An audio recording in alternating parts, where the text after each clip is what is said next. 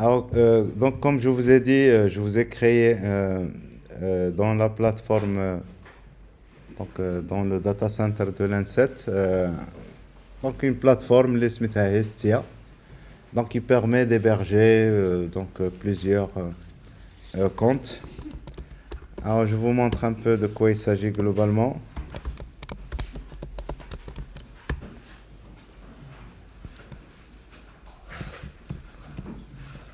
Alors, donc dans la plateforme, donc j'ai créé à chacun un compte. Et donc pour chacun, il peut créer. Donc alors je sais pas combien. Je vais vous montrer combien j'ai mis pour DWM. Alors le quota c'est 1 giga. زيدوا شوية. On va mettre 200 gigas. 200 gigas, 2 gigas chacun. À la bande passante, donc on s'en fiche, il n'y a pas de problème.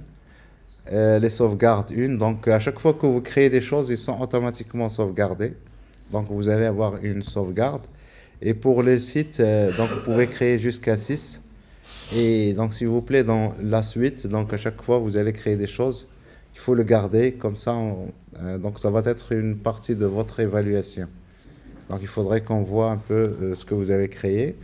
Et puis, alors, pour PHP, au niveau des versions PHP, chaque fois que vous créez un site, bien, vous pouvez choisir la version de PHP que vous voulez utiliser.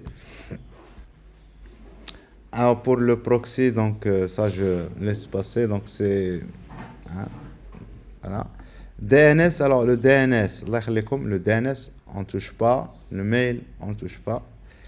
Base de données, donc, vous pouvez créer jusqu'à 6 bases de données. MySQL, PostgreSQL, mais donc en général pour nous c'est MySQL. Voilà. Et donc alors en plus de ça, je vous donne le droit d'accéder en SSH. Aussi, donc, mais il faut faire attention avec donc ce que vous allez faire avec ça. Voilà, donc ici, je viens de modifier juste au niveau du quota. Alors moi, j'accède ici en tant qu'administrateur et donc je peux voir tous les comptes que je crée. Et chaque utilisateur, si je vous montre très rapidement, donc je vais y accéder. Je vais accéder au serveur. Donc ici, SSH, et vous pouvez faire la même chose, vous. Et donc avec votre compte. Donc ici, arrobasque, ça s'appelle donc panel.dwm.ma. Et donc là, bien sûr, je donne mon mot de passe et j'accède. Et slash, donc ici, il faut voir, juste pour voir que vous avez des vrais comptes Linux qui sont créés derrière. Des vrais comptes, mais c'est pas... Et donc ici, pour vos comptes ici, eh bien, quand vous allez accéder avec votre compte, vous allez accéder à votre dossier Home.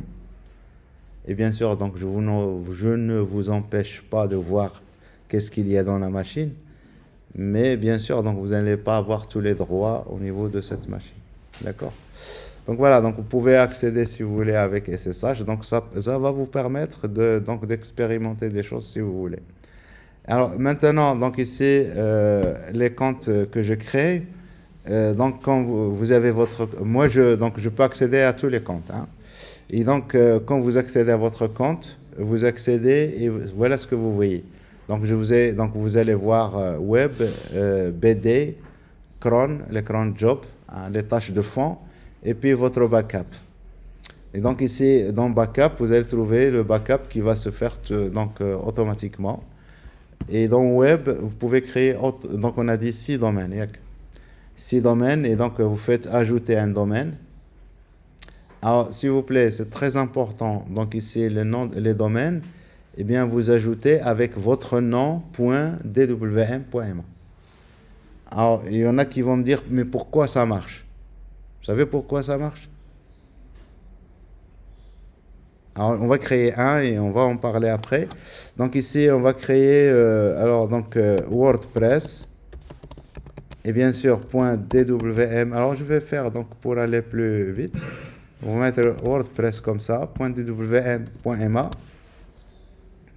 Muhimma.dwm.ma. Et donc ici, je fais sauvegarder. Et là, je vais voir mon site, donc mon domaine. Donc on appelle ça domaine qui va être créé. Et donc alors, c'est quoi ce domaine? Eh bien, je peux ouvrir, je peux activer les certificats SSL ici. Je ne vais pas le faire pour le moment. Je reviens et donc mon domaine, le voici. Je peux y accéder. Et donc il me dit we're working on it, etc. Donc ça veut dire que tout va bien. Yak.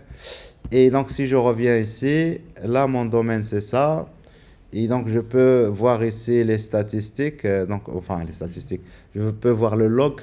Il y a deux logs, qui est un access log ou qui est un error log. Quand vous allez voir des erreurs, donc si vous allez ici, vous avez le journal d'accès, les accès, donc les requêtes qui sont faites à votre site.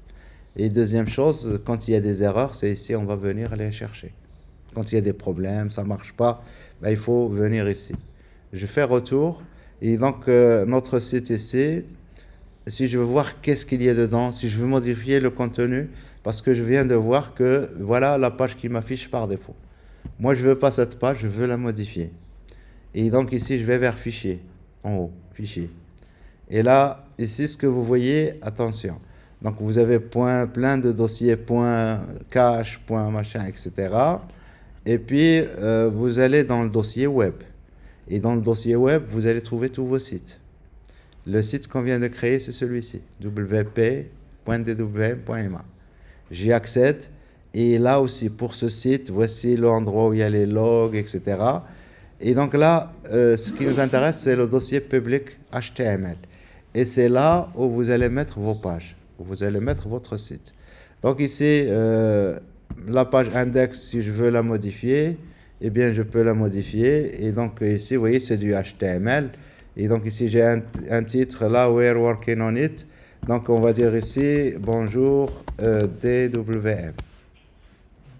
Et je fais save. Et je reviens ici à notre page et j'actualise. Et bonjour DWM. Là, je vais modifier. Nous, ce qu'on va vouloir faire, c'est d'installer WordPress, puisqu'on y est dans WordPress. Mais avant d'aller à WordPress, je continue quand même à vous montrer ça. Donc ici, ça ne m'intéresse pas, j'enlève ça. Je fais delete. Et donc, il va supprimer ces fichiers. Maintenant, je n'ai plus rien dedans. Je reviens ici. Qu'est-ce qu'on va voir? Ça va être l'erreur 403. Si vous vous souvenez un peu de HTTP, 403, access denied. Et donc ça, c'est l'erreur 403. Il n'y a rien, il n'y a pas de fichier qui démarre automatiquement. Et le serveur, par défaut, il empêche qu'on voit le contenu du dossier. Donc si je veux que ça démarre, il faut que je crée un fichier qui doit s'appeler obligatoirement soit index.html, soit index.php, etc. D'accord? Alors maintenant, je reviens ici, là, et je peux déposer ce que je veux. Donc pour déposer, add files. Et donc ici, si je veux déposer WordPress, donc tout à l'heure, on avait téléchargé WordPress zip, le zip, donc je le prends, je l'envoie. J'envoie le zip, je n'envoie pas tous les fichiers, enfin je le dézip pas, j'envoie les fichiers séparés. Et donc quand je suis ici, voici mon fichier zip, et bien ici, vous pouvez déplacer, renommer, et puis vous avez ici un zip. Un zip, et donc il va me dézipper le fichier ici directement. Alors ici, bien sûr, je veux accéder directement. Voici les fichiers que je viens d'envoyer, que je viens de dézipper. Moi, je ne veux pas qu'ils soient ici, je veux qu'ils soient directement au-dessous. Le public HTML ou la racine du site. Et donc ici, je sélectionne tous mes fichiers et je vais lui dire move, déplacer. Je déplace où? Donc attention, si vous cliquez sur ça, ben, il va déplacer vers ça. Donc ici, il faut cliquer sur le plus. Regardez ici, web. Et là, je vais vers le dossier WordPress. Et là, c'est dans public. Maintenant, je clique sur public. Il va déplacer tout ça. Donc maintenant, mon dossier WordPress est vide. Si je reviens à public HTML, je trouve tous les fichiers. Et parmi lesquels, il y a le dossier qui est vide. Celui-ci, j'en ai plus besoin. Je le supprime. Delete. Et j'ai le deuxième ici, fichier zip. J'en ai plus besoin aussi. je le supprime, delete. D'accord? Maintenant, je reviens. Là, je suis dans ici, Exit Control Panel ici, et ça enfin, tout Control Panel. Je reviens vers le Control Panel. Et donc, au niveau de mon Control Panel, qu'est-ce que je peux créer? Ben là, j'ai mis mes fichiers dans le dossier. Après, il me faut créer ma base de données. En créer une base de données, ben, c'est aussi simple que de cliquer sur un bouton ici, et puis de remplir ce formulaire. Attention, donc ici, le SGB des MySQL qui est derrière, il y a un seul, qui est pour nous tous, pour tous les utilisateurs. Et donc, quand vous créez, vous, votre base de données, là que je vais appeler WordPress, eh bien, il va la préfixer avec mon username. Donc, moi, le compte que j'utilise maintenant, c'est le compte ici, Aziz. J'ai mis de A باش نبان الفوق في la liste. Aziz, yak. Et donc ici, vous voyez ici le nom, comment il va s'appeler, ma base de données? Ça va s'appeler Aziz underscore WordPress. Et puis, alors, j'ai mis, donc ici, vous avez le choix, Postgres ou la MySQL. Donc, on va utiliser MySQL. Le nom d'utilisateur, je vais mettre, regardez encore, le nom d'utilisateur. Donc, Aziz, WP. Et puis, le password. Alors, je vais mettre un password très compliqué encore. 0, et puis, alors, je fais ici, alors, c'est tout. Donc, je fais sauvegarder. Sauvegarder. Alors, il me dit que WordPress existe déjà. Donc, il existe déjà parce que j'avais essayé ça hier. Donc, ici, je vais lui dire, allez directement WordPress. Et on verra comment on supprime les bases de données, etc. Donc, aussi la même chose pour l'utilisateur WordPress. WordPress, c'est bon. Et mon password, je le retape. Password. Et je fais sauvegarder. Voilà, donc ça marche. Maintenant, je veux voir ma base de données. Je veux accéder à ma base de données que je viens de créer. Et donc là, je suis ici dans base de données. Et vous voyez ici, c'est parce qu'il y avait de la base de données. C'est pour ça que ça ne voulait pas me créer une nouvelle. Donc ici, je lui ai dit, ici, je veux accéder à celle-ci. Eh bien, vous pouvez utiliser PHPMyAdmin. Alors, si vous installez une base de données, vous créez une base de données MySQL, c'est PHPMyAdmin. Si vous installez une base de données Postgres, pour ceux qui veulent essayer Postgres, et c'est PHP-PG-Admin. Donc ici, nous, on a besoin de PHPMyAdmin. Donc, vous voyez qu'on revient un peu vers tout ce qu'on a vu, un peu, XAMPP, etc. Et donc, ici, pour y accéder, c'est Aziz c'est ça, WordPress. Et puis, le mot de passe, c'est password. Et là, je me connecte. Et donc, voilà, donc ma base de données, il est vide. Alors, comme on avait fait tout à l'heure, pour installer maintenant, puisque j'ai des IP WordPress, j'ai créé ma base de données, et bien logiquement, donc je suis dans la phase ici, je suis dans la phase d'installation exactement comme tout à l'heure. Donc ici, si je vais ici vers, allez, français encore une fois, continuer, là il va m'installer WordPress. Et donc ici, le nom de la base de données, c'est, donc ici, alors quel est le nom de la base de données? Non, il faut bien mettre yak. Aziz underscore WordPress. Et l'identifiant, c'est toujours Aziz. Et ça, vous allez retrouver toujours Hachada, donc WordPress. Alors, alors c'est quoi ça? ProPress. WordPress. Et le mot de passe, c'est password. Localhost et tout le reste, je laisse lancer l'installation. Nom du site, donc mon site web, l'identifiant admin. Et je confirme ici parce que mon mot de passe, s'il vous plaît, s'il vous plaît, installez toujours admin. Entre nous. Comme ça, on va pouvoir accéder, on peut partager entre nous. D'accord? la sécurité et tout ça. Donc, alors, votre email, donc ici je mets mon mail et donc je demande, comme tout à l'heure, et j'installe et ça va être très rapide. Et donc ici, il va me proposer d'accéder à mon site nouvellement créé. Et donc ici, je peux y accéder, admin. Alors, ici, on vient de faire l'installation standard et on tombe exactement sur ce qu'on avait eu tout à l'heure dans notre machine locale. Mais à la différence maintenant, c'est que ici, c'est accessible, regardez, c'est wp.iac, c'est ça? .dwm.ma. C'est le nom de notre site. Et donc ici, accessible partout. Vous pouvez y accéder. Quand je fais des modifications, vous pouvez aussi y accéder à ces modifications. Puisque vous connaissez tout. Vous connaissez mon mot de passe, vous connaissez tout. D'accord?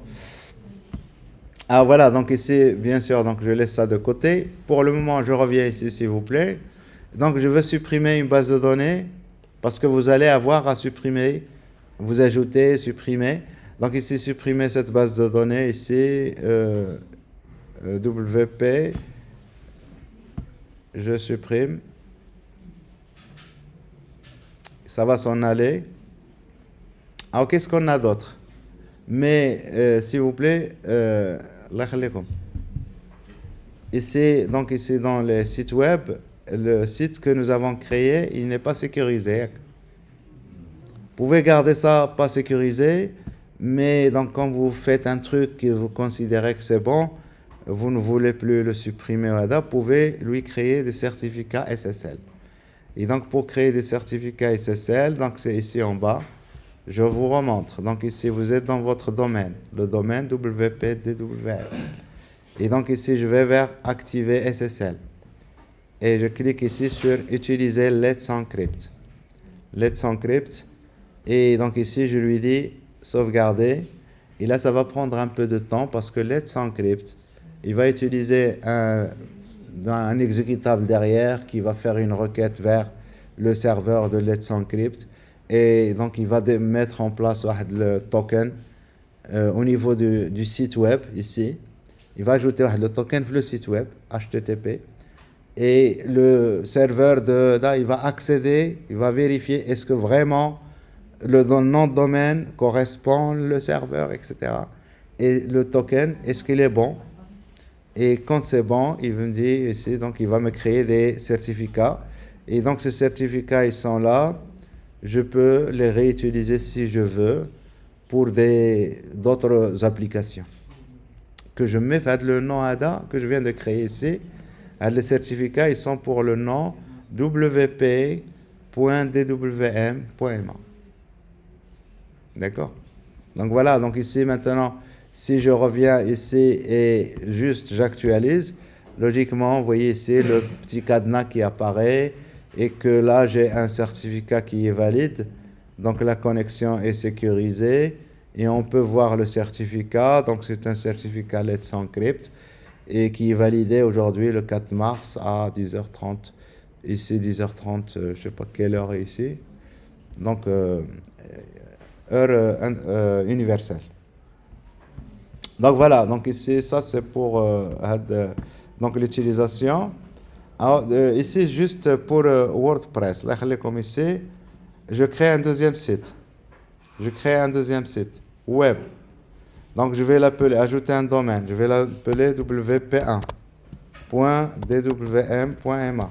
Alors vous, au lieu de wp1, vous allez mettre vos noms. Il ne faut pas qu'il y ait des conflits. Vous mettez votre nom, point, et après, donc, vous créez un deuxième, votre nom 1, nom 2, votre nom toujours, et vous ajoutez un .dwm.ma. Alors maintenant, je crée ce deuxième site de domaine. Et donc après ça, donc si j'entre dans ce domaine, eh bien vous avez ici installation d'application. Alors quel type d'application on peut installer?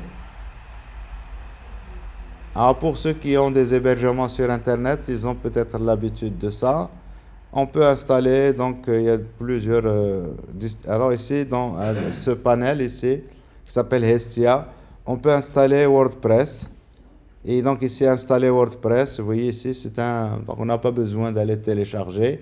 Et donc ici, il suffit de lui dire, voilà, WordPress blog.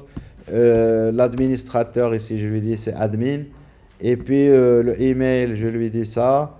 Et puis le password. Et puis alors ici pour le reste, le langage, si je veux donc lui dire, je veux du French. Pour la version de PHP, donc je peux choisir la version. Pour le nom de la base de données, donc je vais l'appeler WP1. Et ici pour le user WP1, comme ça on va pouvoir supprimer après. Et puis pour le password de la base de données, donc je laisse ça et je fais installer. Alors qu'est-ce qu'il va faire? Il va aller télécharger WordPress, il va le mettre dans le dossier, et il va créer la base de données, etc. Et il va installer WordPress. Et après un certain temps, je vais avoir mon site qui est bien installé. Et donc je peux y accéder. Je peux y accéder ici en allant vers Web, WP1. Vous avez cette petite flèche ici qui vous permet d'y accéder. Donc nous y sommes dans la version de WordPress. Alors ici, donc bien sûr, je suis dans WordPress 1.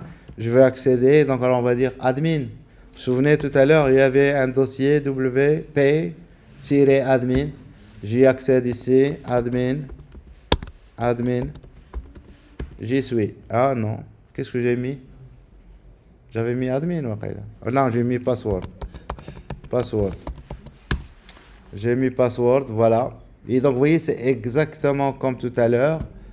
Voilà, donc ici, on est dans la dernière version, 6.1.1. Mais, donc, il faut que vous sachiez faire toutes les méthodes. Vous avez vu que tout à l'heure, on a créé la base de données et on a téléchargé le zip, on l'a mis dans le dossier, on a dézippé, etc. Donc, au lieu de faire tout ça, vous pouvez faire ça directement en exploitant donc, cette installation. Mais des fois, ça peut ne pas marcher. Donc ici, s'il vous plaît, à la plateforme, vous pouvez essayer des choses. Nous sommes dans le cadre des CMS. On ne va pas tout étudier les CMS. On va insister dans un premier temps, la WordPress. Mais si vous allez ici dans la plateforme et vous allez ici, eh bien, vous allez installer application. Eh bien, vous voyez ici, vous avez DocuWiki, vous avez Drupal, c'est intéressant, Grave, Laravel, MediaWiki, Nextcloud, etc. Vous pouvez essayer. Yak, jarbo. Ça marche pas, qu'est-ce que c'est que ça, etc. Et puis, Symfony, PrestaShop, voilà. Donc, voilà pour cette séquence. Après, donc j'arrête l'enregistrement comme ça.